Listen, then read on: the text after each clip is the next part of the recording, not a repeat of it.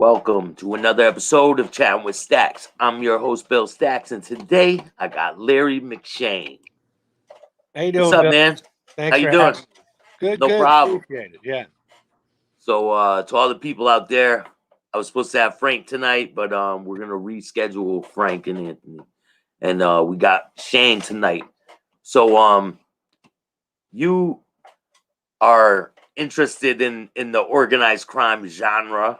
When did you start getting pulled into that direction? Yeah, it kind of happened sort of randomly. I'd only been working a few years. And then in December of 1985, I was working a night shift. And that's when Paul Castellano got killed, the big hit outside Spark Steakhouse. And I got sent over to the scene. And so that was kind of my first big organized crime story. And then, that was kind of a boom time for the mob in New York. What was it like when you were on the scene after Castellano got shot? What was the scene like? Yeah, I describe it as like it was like a movie set, except that the bodies in the street were real. The FBI had gotten there, and they set up giant Klieg lights on 46th Street, so the street was all lit up, and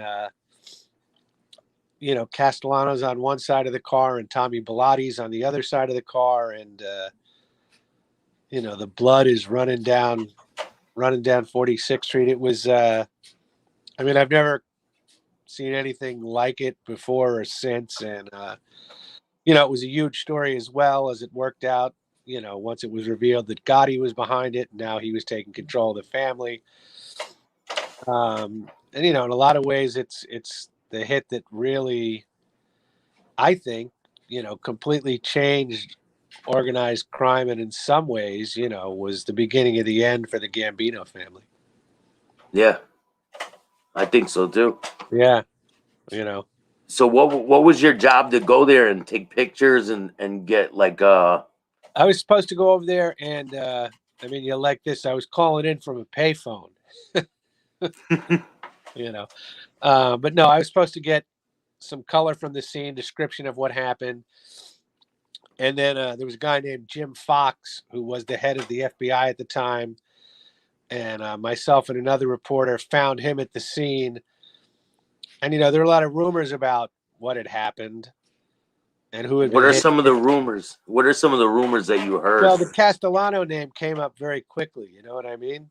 The NYPD they would send out via fax, like little crime fact sheets. And this one just said, 2 men shot dead. I think it said near a town car on 46th Street, which is, it was right before Christmas. The cities were crowded. It's right in Midtown. So, there was a lot of buzz even before people were able to put everything together. But like I said, Jim Fox, the head of the FBI in New York, was there, and he kind of quickly filled us in as to what had happened. Did they kind of have an idea of what was going on? And I how mean, long how long until they pretty much knew what really happened? that's a good question. It didn't come out for a couple of days. You know what I mean? But obviously, even before you knew who was responsible, just the fact that the head of the Gambinos, who if not number one, were the number two family. They're the Genovese at that time. The idea that their boss had been murdered, in the middle of the street outside this pricey steakhouse right before Christmas time was obviously a huge, big story. And I'm sure that was their description of the people. Is that all that they because that was their plan, right? For them to wear those hats and that's all they would recognize. Right, Russian hats and trench coats. Yeah. So did it work? Outfits. Well, eventually they found out who was who. I think probably that had to do with, the arrival of informants that infested the mob. But it was done like clockwork. Right down to John and Sammy Gravano driving by to look at the bodies themselves. do you think if things would have went different, how different it like if Paul Castellano wasn't murdered that day, how different do you think the mob would have been? It's a great question. I think it would be hard to argue against the fact that John Gotti's embrace of the limelight and also his evolution is like a lightning rod for prosecution. Really, wreaked havoc on the Gambino family. And he's replacing Castellano, who's old school guy, lives out on Staten Island. You probably got killed on what would have been a big night, right? Go out for steak dinner with a couple of guys. That was not Gotti. Out on the Upper East Side every night. Um, you know, interacting with the feds, drawing all sorts of attention. Specifically, of course, wiretapping, which in the end is what brought him down, right? But Gotti was doing a lot of that stuff too, having people come to the same spot, right? How do you mean? Like, didn't he have people coming to Mulberry Street to? Yeah, they had a place called the Ravenite Social Club, which was Yeah. their base of operations.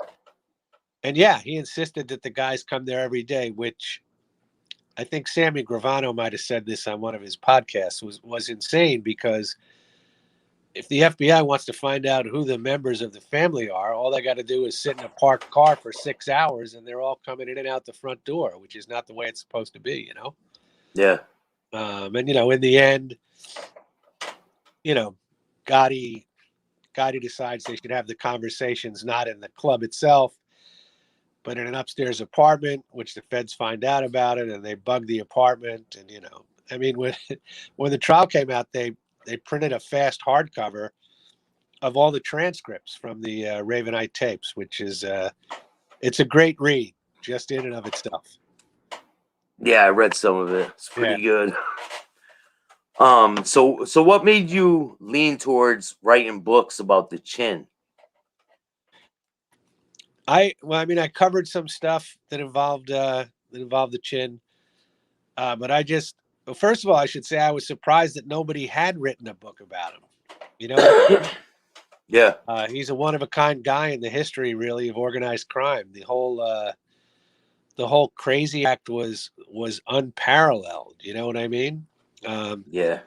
Smart like a fox, right? Yeah, that was the line, right? Crazy like a fox. And yeah, crazy like a fox. The whole thing was just to me, it was just riveting. Here's this guy literally walking down Sullivan Street, in like a floppy hat and a bathrobe and pajamas and slippers, and then slipping into the Triangle, his club on the other side of the street, and running this enormously lucrative and powerful organized crime family. Didn't he get caught on wiretaps too, didn't he? No, I don't think so. They were very Bobby Manna, who was his consigliere, who was actually just up for compassionate release. He's like 90-something years old. They bugged a restaurant in Hoboken that he used as kind of a base of operation. So he was caught on tape. But the Genovese were very, very, very careful. The whole thing was, right, you couldn't even say Gigante's name. If you wanted to refer to him, right, you touch your chin. That's who you're talking about, the chin. So, yeah, no, I don't believe he was ever caught on a wiretap.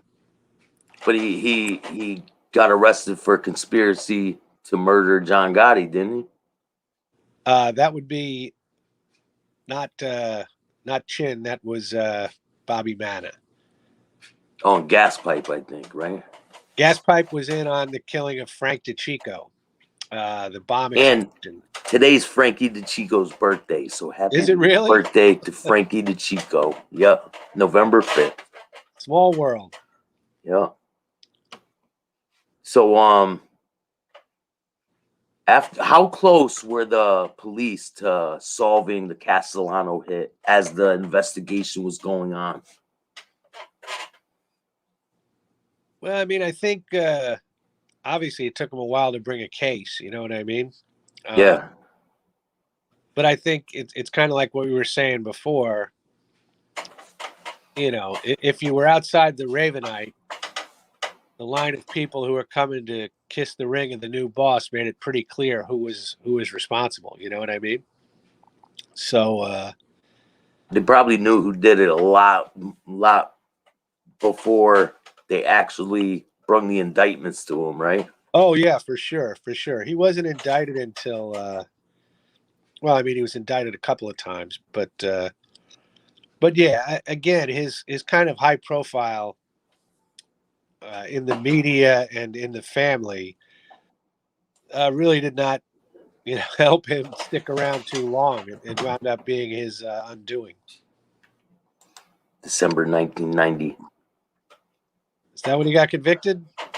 Or that's when he got arrested, I'm pretty Yeah. sure. Okay. Yeah. So he probably got convicted a couple years after that. Yeah. So is that what you work for the newspaper as all this stuff was unfolding? Yeah, I covered an earlier Gotti, a Gotti racketeering case where him and his brother Gene were acquitted out in Brooklyn in the '80s. I covered that. Um, Actually, I'll give you a funny story from that.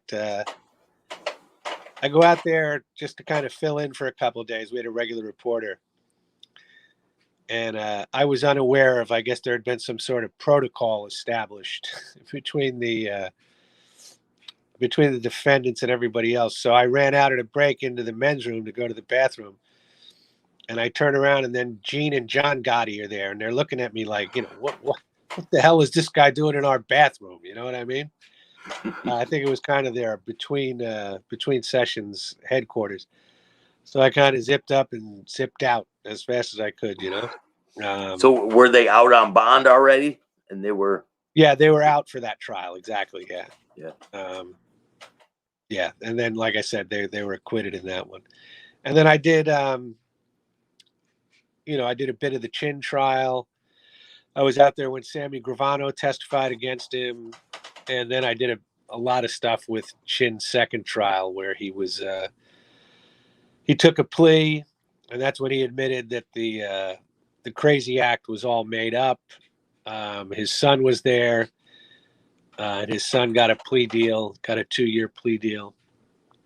And after all the years of pretending to be nuts, it was the father and his son sitting talking at the defense table, which was it's in the book. I'm pretty sure it was a pretty interesting thing to see. Yeah, T Dizzle said this fella's book on the chin is really good.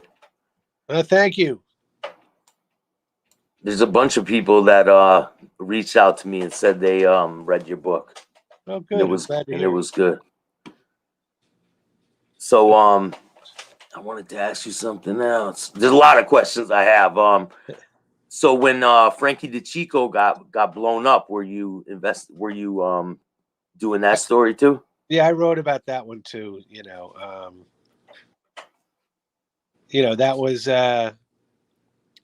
That was kind of the Chin's first whack back at the Gambinos for the killing of Castellano. And it was the next year. That was '86, right? Yeah, I mean, it was only a few months later. Yeah. It didn't take long. And as you mentioned, gas pipe was involved.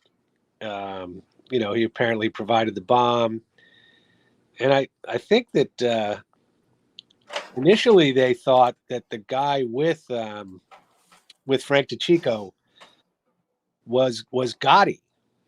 And then it turned out to be a different guy. But at first it looked like, and I think they believed they were going to get a little 2-for-1 with that, Yeah. So did you write the story that was on the front page after the bomb went off? I was at Associated Press, the wire service back then. So there was no front page to do. We just sent the story out to like 1,500 newspapers, and then it was up to them to do what they wished. But yeah, I wrote about that one. So during the 80s, I'm sure you were doing stories all the time. Bodies are turning up. Yeah, Was well, I it? mean, the 80s was kind of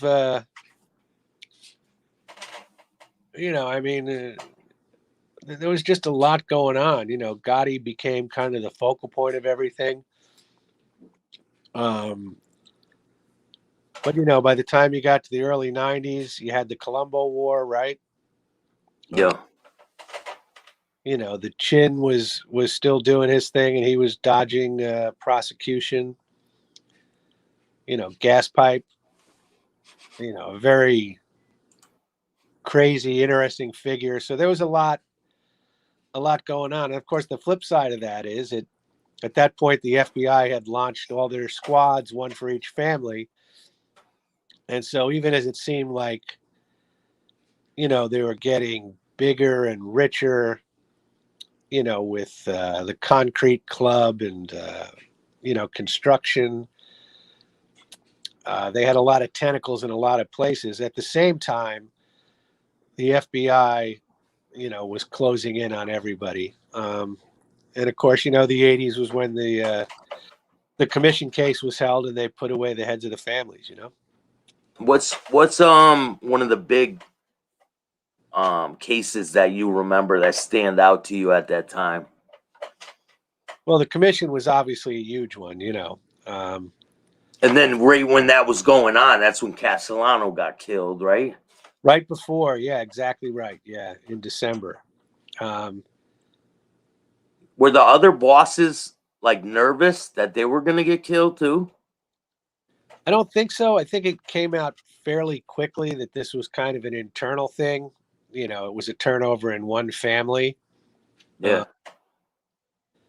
I found out later when I was doing the Chin book that at that point, Fat Tony Salerno was on trial as head of the Genovese family, and Gigante had already taken over, and was running the family.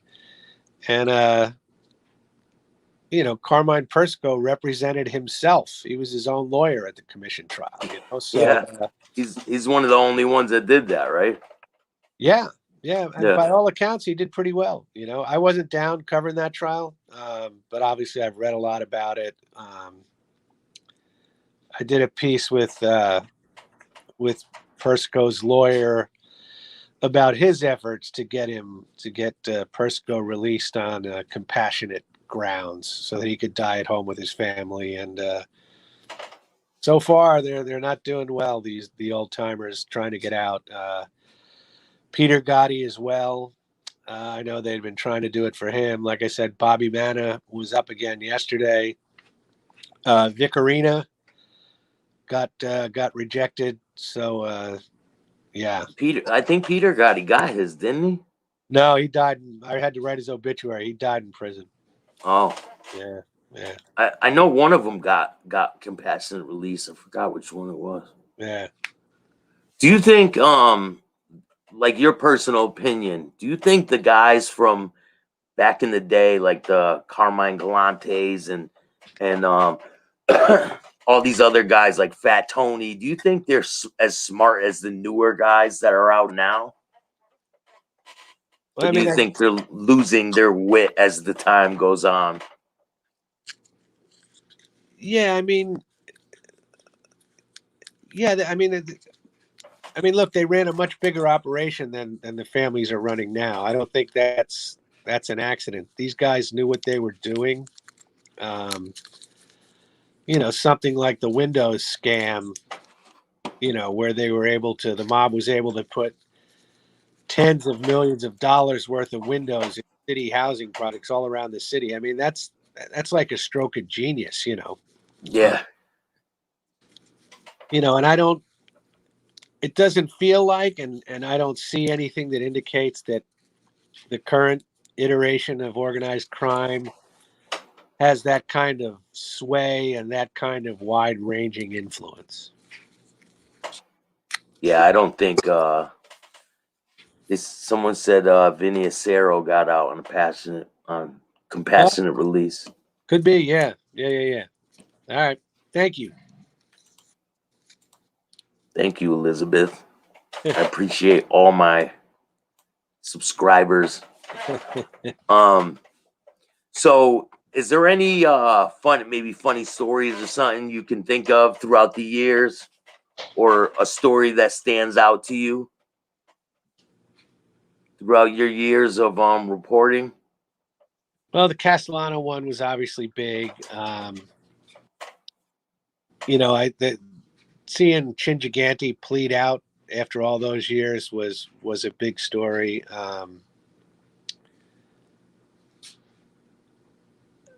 Yeah, those are the two big ones to me. So what did all of a sudden he just say, "Oh, I'm normal. I'm not crazy," and he just started acting normal? He came in and he was dressed normal. He didn't have on the bathrobe or the hat or any of that stuff. I think he had on like kind of a collared shirt, no tie or anything. But if you'd seen him in court before, you were used to him.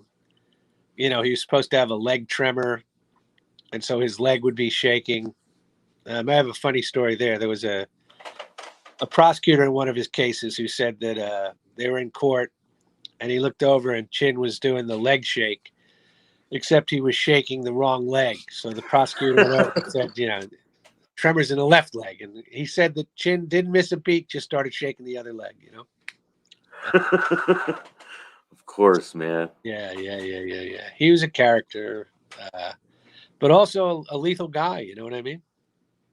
Yeah, a lot of them were real dangerous, and you wouldn't know it. They look like a old grandfather or something. Right. Exactly. Yeah. Especially, the guys of the Salerno generation. You know what I mean?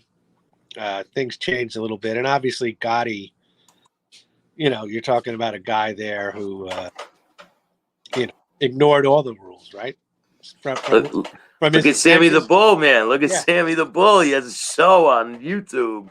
Like he goes above and beyond all the rules. I chatted with Sammy. I did a story for the paper. I work at the Daily News. Right before I guess the YouTube channel was going to debut, right? And like I said, I've seen Sammy in court, testifying, and when I saw him testify, like I said, it was after the book came out, and so the defense lawyer is just killing him about like how much money you're making off your crimes and blah blah blah blah blah, and he got a little bent out of shape about it, but I didn't really know what to expect when I talked to him, and we probably talked for like 35, 40 minutes. He couldn't have been nicer. He's funny. He's got, as you've seen, he's got a million stories. Yeah. So when you were watching him testify, would you ever in a million years think that he would be up here doing this? No. From where he was back then? Well, I mean, I think there was probably a point in time where I never would have thought I would see him on a witness stand for the federal government. You know what I mean? Yeah, because he was like the most dangerous underboss in the country. Well, I mean, he admitted to killing 19 people, right?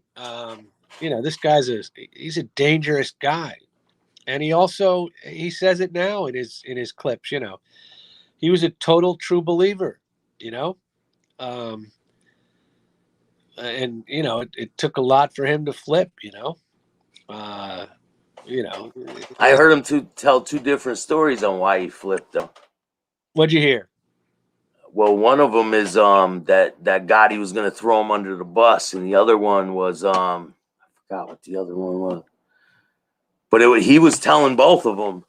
Yeah, one of them was in the Diane Sawyer interview. He told a whole different reason why he told. And he put a lot of people in jail, not just John Gotti. It was a lot of people. 37, 38 people, yeah. Yeah. People don't know that. It's a lot of people. He was a devastating witness. But, I mean, again, that's a guy who was at the top of the food chain in the Gambino family, right? And he's interacting with bosses from other families, but he, and he had a good reputation in organized crime, right? Right up Yeah. until he called for the federal marshal and they took him out of his cell. Yeah, like that, right? Yeah, exactly. So, did you cover the Messina trial too? I don't think I was out there for that one. I think it was in Brooklyn. So no, I wasn't at the Joey Messina trial. I had No, the Messino, the boss, when he got found guilty and then he cooperated right after that. that's what I'm talking about, right? I think so. Yeah. Big Joey Messina. Yeah. Yeah, I was not out there, but he did flip quickly. Yeah. But I mean, at a certain point, there was a time where nobody would cooperate, and then it almost became like there were so many cooperators that you Just could turning them away. Yeah, I mean, Al Diarco was a lot like Gravano in that he was very much a true believer in the whole thing, and then when he found out that they were planning to have him whacked, he called up. He got an FBI agent on the phone, and he was like Gravano. He put like 36 people behind bars. Yeah, I mean, some of them start talking, and they can topple the whole family. Yeah, if you get a guy in the right spot with who can tell a story and can stand up on the witness stand. Al Diarco testified at a trial of the Mafia Cops. Those two cops that were Yeah. right. Okay. Louis Ippolito and Caracappa. Yeah, Steve Caracappa. I was at that trial. I should have mentioned that. That was a good trial. And one of the lawyers was Cutler. Who was Bruce Cutler. Bruce Cutler. Yeah. John Gotti's old lawyer. And little Al was, like screaming at him from the witness stand, screaming at him. It was something to see, and the judge had to kind of calm everybody down. But he was a great witness for the feds. Tommy Agro says, "What rackets do you see strongest for the Genovese today?"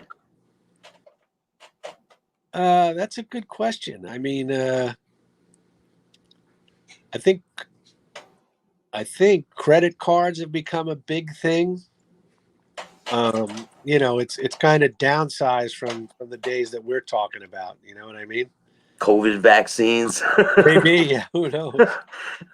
And iPhones or something. Well, there's always something. You know what I mean? There's always something, and if you find the right thing, you can make a lot of money with it. Yeah. So Sammy the Bull made a video saying how loyal Frankie Loke is and how good of a friend he was and all this, and he put him in jail. It just confuses me, Yeah. Well, I mean, Sammy's not on that side anymore. He's yeah, but if you're not on that side, don't be on that side. Like, yeah, you can't be a gangster and not be on that side. Either you're not a gangster or you are one. Can't be both. Can't be both. Well, you can't be a gangster and an informant either. You can't. Once you do, you're off. It's all bets are off. You're no longer a gangster. For real, this is how it is.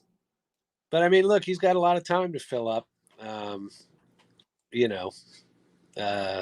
got new contact coming up all the time. I just think I saw the other day. I got an email. This is going to be like season 3 coming up of his stuff. Yeah, I mean, he keeps pumping them out. He does. I got to say, everyone that I've seen has been good. Yeah, he has a lifetime worth of stories. Yeah. I haven't started telling my personal stories yet. I'm gonna eventually once I get tired of doing this. So the Mafia Cop trial. How was that when you were there? Is this what this book was about? No, that's an old book from from back in 1998. That's a book I wrote about what happens to police officers who are charged with crimes on duty, and what happens to them when they get into the criminal justice system on the other side of things. Oh, I've seen what happens to police officers Exactly. in prison. Yeah. Well, there you go. Right. Exactly. Yeah, they'd let one go into population. It was not good for him, man. Oh, I can't imagine. No, they hit him with a lock right in his eye, broke his whole eye socket. It's bad. Yeah, the Mafia Cops was a great case. You know what I mean? They had the thing about the Mafia Cops that I remember is the victims' families, the people that they were accused of killing and convicted of killing, their families were often in the courtroom, which added like a whole nother level to things, because there's all this very graphic testimony about the deaths of their loved ones. You know what I mean? And they're sitting in the courtroom and because Gaspite tortured that kid, didn't he? Shot him a whole bunch of times, right, in the legs and the arms and everything. Well, and there was another case where there was a guy killed in a case of mistaken identity, so he had nothing to do with anything. Yeah, and he got killed, and his family was there. So it was. Normally, if it's like a mob murder, and say it's a crew, right, and they murder one of their own, right, and they get caught for it, does the family of the murdered mobster, do they come to the court and all that? Back in the day, would they come to the court? Well, I mean, in the cases of Gotti and Gigante, for sure. Gigante had a brother who was a Catholic priest. Father Louis Gigante, and he was there all the time, with his brother. They have FBI surveillance photos of the two of them walking through Greenwich Village. Yeah. So yeah, I mean, it's not unusual. I remember when Junior Gotti was on trial too. His mom was there pretty much every day, and he got tried like 4 times for the same crime. But she was there at the Manhattan courthouse pretty much every day. How can you get tried for the same crime? Whole bunch, isn't that double jeopardy? He was never acquitted or convicted. Hung juries, and then the government decided to retry. I think it was 3 times, and the 4th time they said we're not going to try him again. That was the trial where John Ali was one of the big witnesses against Junior Gotti. Yeah, and they said that he was not credible, right? Well, I mean, they couldn't convict him, so draw your own conclusions. Pounding that pink veal from San Antonio, Texas. Any mobsters in Texas that you know of? Outside the 5 boroughs, I'm lost, but thank you.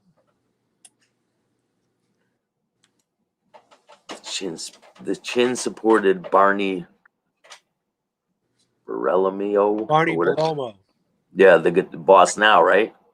Yeah, he's I think his biggest problem has been staying out of jail. He's been in and out of jail a couple of times. But the people I've spoken to over the years all seem to think he's a good choice. People like him, so. I mean, someone that's the boss today, do you think it's possible for them to even get away with doing anything with them being the boss of a family, being well known and with law enforcement all over the place? Do you think it's possible for them to even run a family? I think it is. The focus at this point, for federal law enforcement is not organized crime, it's international terrorism. You know what I mean? So I think they're getting a lot less attention than they once did. That said, it clearly the ranks of the families have been diminished. They don't have as many people. They don't have a lot of people who have been there a long time. It seems like, the trials in the 80s and 90s kind of wiped out a bit of like a middle generation between the real old timers and the up and comers, you know? Yeah.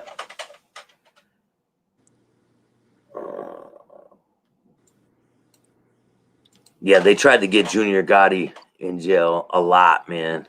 I think a lot of it was just fell onto him, you know? He was dealt a bad hand. Yeah, yeah. Um, yeah, you know, he had the name, of course, which was, you know, like a bright, shiny object for the feds to follow around, you know? Yeah, I think a lot of people that are associated with that life, even like just like Al Capone's family, that got problems with the feds throughout history, right? Yeah, look, you know, Gigante and I think Gravano were at a sit down with John Gotti where he told them that John Jr. was going to be made. And I think Chin's line was, geez, I'm sorry to hear that. Yeah. Because he did not want, you know, his kids getting into the life. You know, Gravano didn't want his son to get involved. Of course, both of their sons wound up going to jail because they got involved with some of the father's business. But, you know, it wasn't until Chin went into prison and then, you know, the son was alleged to have been running messages back and forth. That's how the son got involved. It wasn't a deal like Junior Gotti, where he was brought in and quickly became the heir apparent. Yeah. And I think, you know, you'd know this probably better than me. It irked a lot of people because he had no experience, just the right last name. Is there do you have any information about New York dealing with Chicago? I haven't heard anything like that. No. I mean, it's possible, but you know, even Chicago, you know, was a big outpost, obviously. I wonder if they have problems with people in Chicago, people in New York, if I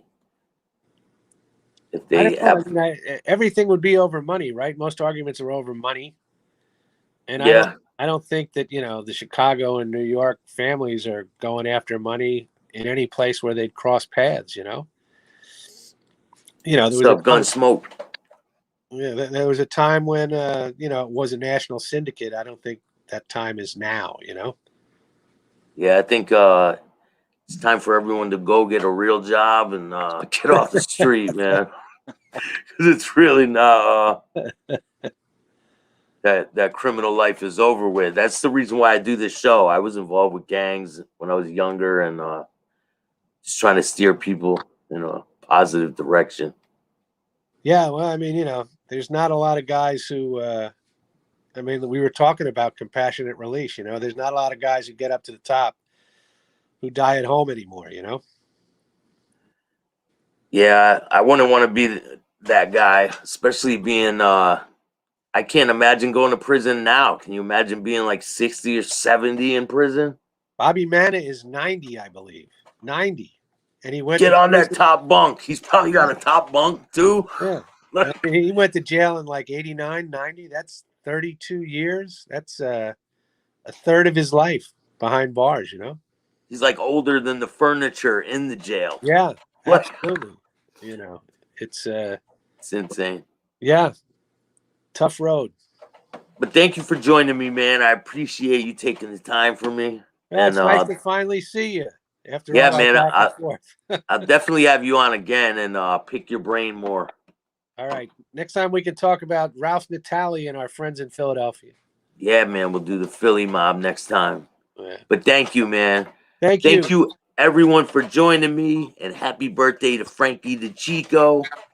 And is there anyone you want to give a shout out to before we go?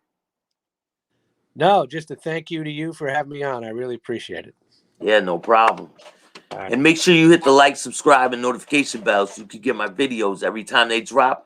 And the Frank and Anthony interview is still coming. I'm just getting it together. So bear with me, everyone. Till next time, man. Thank you.